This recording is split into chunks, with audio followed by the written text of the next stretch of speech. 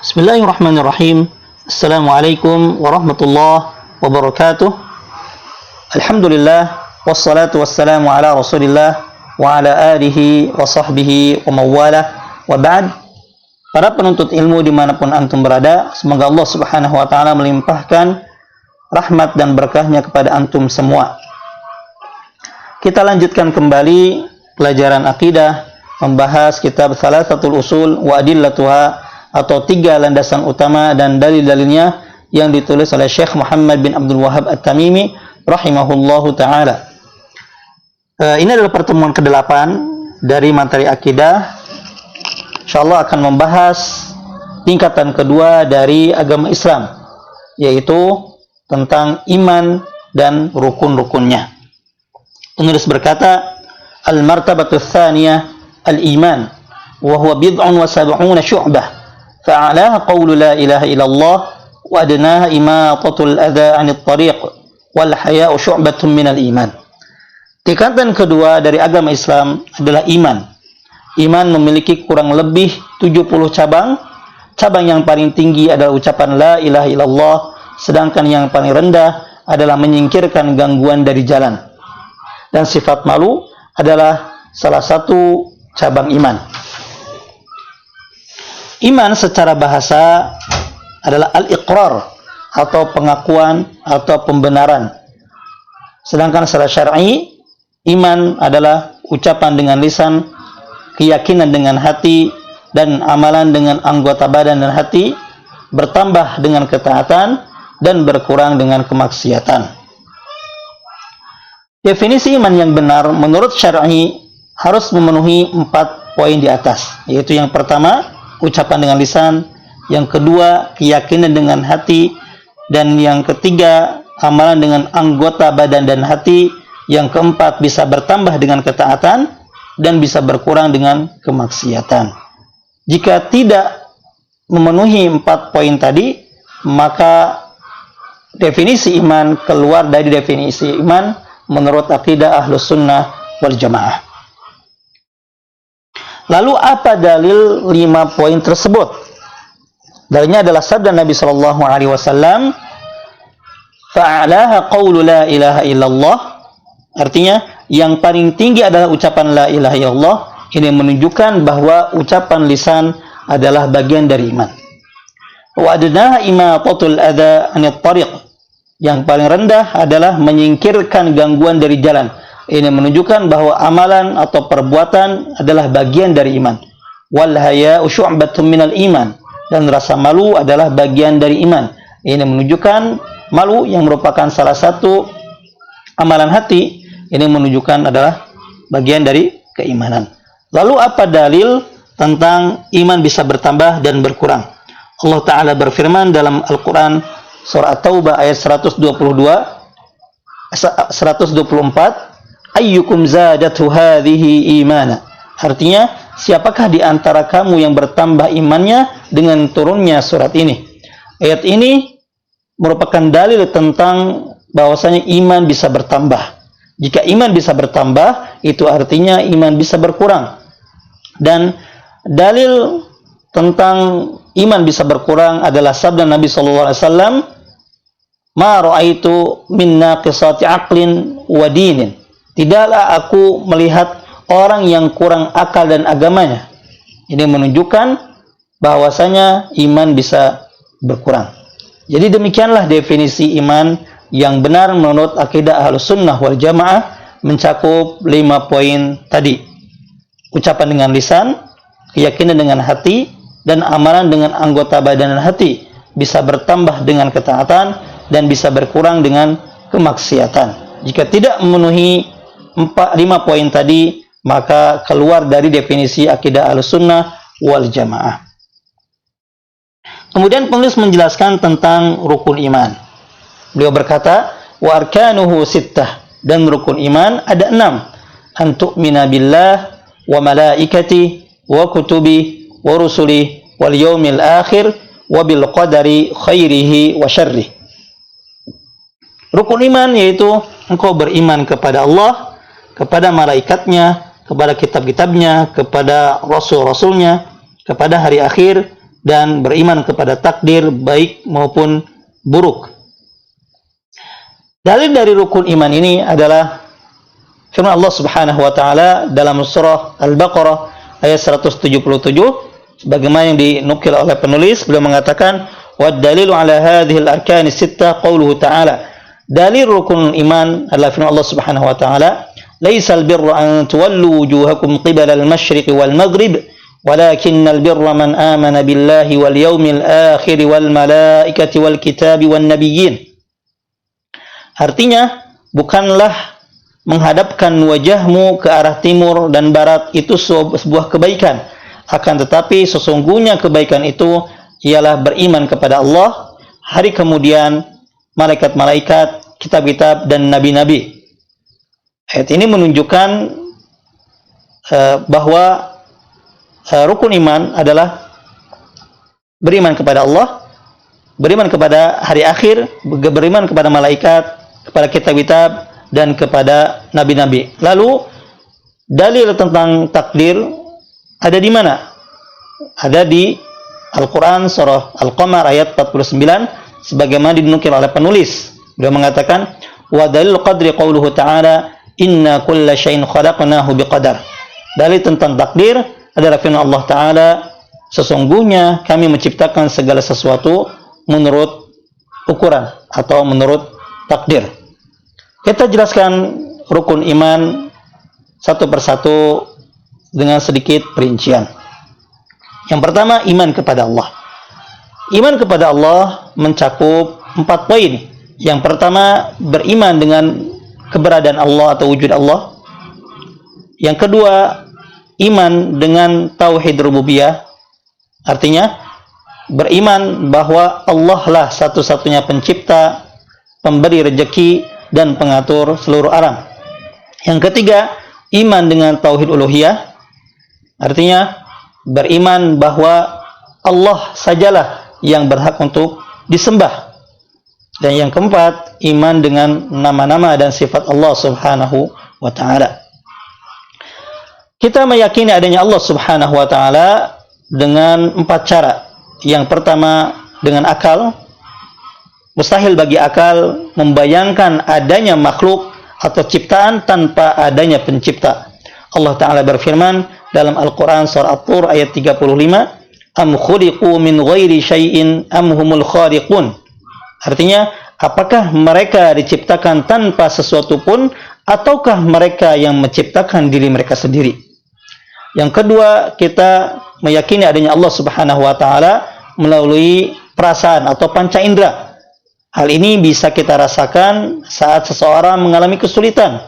Ketika seorang mengangkat tangan ke langit sambil berdoa, Ya Allah, Ya Rabb, mudahkanlah urusanku, maka kita dapati kesulitan tersebut hilang dengan izin Allah Subhanahu wa ta'ala. Kemudian yang ketiga, kita meyakini adanya Allah Subhanahu wa ta'ala melalui fitrah. Sebagaimana sabda Nabi SAW tentang setiap anak dilahirkan dalam keadaan fitrah atau mengenal adanya Allah Subhanahu wa ta'ala. Rasulullah bersabda, kullu mauludin yuladu 'alal fitrah fa abawahu yuhawwidanihi aw yunassiranihi aw yumajjisanihi. Setiap anak dilahirkan di atas fitrah. Kedua orang tuanya lah yang menjadikannya Yahudi, Nasrani atau Majusi. Kemudian cara keempat, kita mengenal Allah Subhanahu wa ta'ala melalui syariat, yaitu melalui dalil Al-Quran dan Sunnah. Sebagaimana Ibnu Qayyim menjelaskan bahwa setiap ayat dalam Al-Quran itu menunjukkan tauhid adanya Allah Subhanahu wa ta'ala. Lalu rukun yang kedua adalah iman kepada malaikat. Malaikat adalah makhluk alam gaib yang Allah ciptakan dari cahaya. Mereka senantiasa taat dan tidak pernah bermaksiat kepada Allah Azza wa Jal. Mereka memiliki arwah sebagaimana Allah Ta'ala berfirman tentang malaikat Jibril dalam Al-Quran surah An-Nahl ayat 102, Ruhul Qudus. Ruhul Qudus yaitu Jibril. Para malaikat juga memiliki jasad sebagaimana Allah Ta'ala berfirman dalam Al-Quran surah Fatir ayat 1, Fatiris samawati wal ard ja'ilil malaikati rusulan uli ajnihatin mathna wa thulatha wa ruba' yazidu fil khalqi ma yasha. Artinya Allah yang menjadikan malaikat sebagai utusan-utusan untuk mengurus berbagai macam urusan, yang mempunyai sayap, masing-masing ada yang 2, 3, dan 4. Allah menambahkan pada penciptaannya apa yang dikehendaki olehnya. Para malaikat juga memiliki akal dan hati. Hal itu sebagaimana dijelaskan oleh Allah Subhanahu wa taala dalam surah Saba ayat 23, hatta idza fuzzi'a an qulubihim qalu madza qala rabbukum. Artinya, sehingga apabila telah dihilangkan ketakutan dari diri mereka, mereka berkata, apakah yang telah Allah firmankan? Kita beriman dengan keberadaan para malaikat, dan kita juga beriman dengan nama-nama mereka yang Allah Subhanahu wa taala beritahukan kepada kita, seperti nama malaikat Jibril, Mikail, Israfil, dan juga kita beriman dengan sifat-sifat mereka. Allah Ta'ala berfirman dalam Al-Quran Surah At-Tahrim ayat 6, la ya'sunallaha ma amarahum wa yaf'aluna ma yu'marun. Tidak, mereka para malaikat tidak mendurhakai Allah terhadap apa yang diperintahkannya kepada mereka, dan selalu mengerjakan apa yang diperintahkan. Kita juga beriman dengan amalan mereka atau pekerjaan mereka seperti malaikat pemikul arsy, serta beriman dengan semua kabar tentang mereka, baik secara global maupun secara terperinci. Lalu rukun iman yang ketiga adalah iman kepada kitab-kitab. Kita wajib beriman bahwa kitab-kitab tersebut adalah benar-benar firman Allah Subhanahu wa taala secara hakikat, bukan sekadar majas atau kiasan saja. Kitab-kitab tersebut diturunkan oleh Allah Subhanahu wa taala dan bukan makhluk, dan bahwa Allah Subhanahu wa taala menurunkan kitab bersama setiap rasul. Kita mengimaninya dan mengimani nama-nama kitab-kitab tersebut, kabar-kabar dan hukum-hukum yang dikandungnya, baik secara global maupun secara terperinci selama tidak dihapus. Kita beriman bahwa Al-Quran menghapus semua kitab yang diturunkan sebelumnya, yaitu Taurat, Injil, Zabur, Suhuf Nabi Ibrahim dan Nabi Musa alaihissalam. Kemudian rukun iman yang keempat adalah iman kepada para rasul. Kita wajib beriman bahwa para rasul adalah manusia yang sama sekali tidak memiliki sifat-sifat rububiyah atau sifat-sifat ketuhanan, sehingga karena mereka adalah hamba yang tidak punya sifat-sifat rububiyah, tidak boleh disembah. Allah Subhanahu wa taala mengutus mereka dan menurunkan wahyu kepada mereka serta menguatkan mereka dengan mukjizat. Mereka telah menunaikan amanat, menyampaikan nasihat kepada umat, dan berjihad di jalan Allah dengan sebenar-benarnya jihad. Kita beriman kepada mereka, nama-nama mereka, sifat-sifat mereka, serta kabar tentang mereka yang Allah Subhanahu wa taala beritahukan kepada kita, baik secara global maupun secara rinci. Kita beriman bahwa nabi yang pertama adalah Adam alaihissalam, sedangkan rasul pertama adalah Nuh alaihissalam, dan penutup para nabi dan rasul adalah Muhammad sallallahu alaihi wasallam. Kita juga beriman bahwa syariat terdahulu semuanya terhapus dengan syariat Muhammad sallallahu alaihi wasallam. Rasulul Azmi ada 5. Nama mereka tercantum dalam Al-Quran surah Syura ayat 13 dan surat Al-Ahzab ayat 7, yaitu Muhammad sallallahu alaihi wasallam, Nuh alaihissalam, Ibrahim alaihissalam, Musa alaihissalam, dan Isa alaihissalam. Kemudian rukun iman yang kelima adalah iman kepada hari akhir. Artinya iman kepada hari akhir mencakup iman dengan segala sesuatu yang terjadi setelah kematian, mencakup fitnah kubur, yaitu pertanyaan 2 malaikat tentang siapa Tuhanmu, apa agamamu, siapa nabimu. Kemudian tiupan sangkakala, kebangkitan manusia dari kubur, mizan atau timbangan amal, pembagian catatan amalan, sirat atau jalan yang dibentangkan di atas neraka jahanam, tentang haud atau telaga Rasul sallallahu alaihi wasallam, tentang syafaat Rasul, tentang surga, tentang neraka, melihatnya kaum mukminin kepada Allah Subhanahu wa taala pada hari kiamat dan juga ketika masuk surga, dan perkara-perkara gaib lainnya mengenai hari akhir. Kemudian rukun iman yang keenam adalah rukun iman kepada takdir baik dan buruk. Iman kepada takdir memiliki 4 tingkatan. Yang pertama, ilmu. Yang kedua, kitab atau tulisan. Yang ketiga, masyiah atau kehendak. Yang keempat adalah al-khalqu atau menciptakan. Yang pertama adalah al-ilmu. Artinya beriman bahwa Allah Subhanahu wa taala mengetahui segala sesuatu baik secara global maupun secara terperinci. Yang kedua, kitab atau tulisan, yaitu beriman bahwa Allah Subhanahu wa taala menuliskan takdir segala sesuatu sampai hari kiamat. Allah taala berfirman tentang ilmu dan kitab atau tulisan ini dalam Al-Qur'an surah Al-Hajj ayat 30, "Alam ta'lam anna Allah ya'lamu ma fis sama'i wal ard, inna dzalika fi kitab." Artinya, apakah kamu tidak mengetahui bahwa sesungguhnya Allah mengetahui apa saja yang ada di langit dan di bumi? Bahwasanya yang demikian itu terdapat dalam sebuah kitab atau Lauhul Mahfuz. Kemudian tingkatan takdir yang ketiga adalah masyiah atau kehendak. Artinya kita beriman bahwa apa yang Allah kehendaki pasti terjadi dan apa yang tidak Allah kehendaki pasti tidak akan terjadi. Dan bahwasanya kita juga meyakini hamba memiliki kehendak, namun kehendak hamba mengikuti kehendak Allah Subhanahu wa taala. Allah berfirman, "Wa yaf'alullahu ma yasha."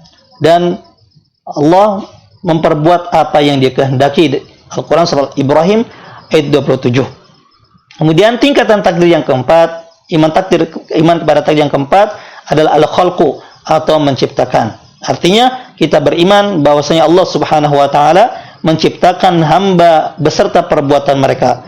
Allah Subhanahu wa taala juga menciptakan seluruh makhluk. Allah taala berfirman dalam Al-Qur'an surah Az-Zumar ayat 62, "Allahu khaliqu kulli syai." Allah menciptakan segala sesuatu. Dalam Al-Qur'an surah As-Saffat juga dalam ayat 96 Allah taala berfirman, "Wallahu khalaqakum wa ma ta'malun." Padahal Allah lah yang menciptakan kalian dan apa yang kalian perbuat. Demikian penjelasan singkat tentang definisi iman menurut akidah Ahlussunnah wal Jamaah dan juga penjelasan secara sedikit terperinci mengenai rukun iman yang 6. Semoga bermanfaat.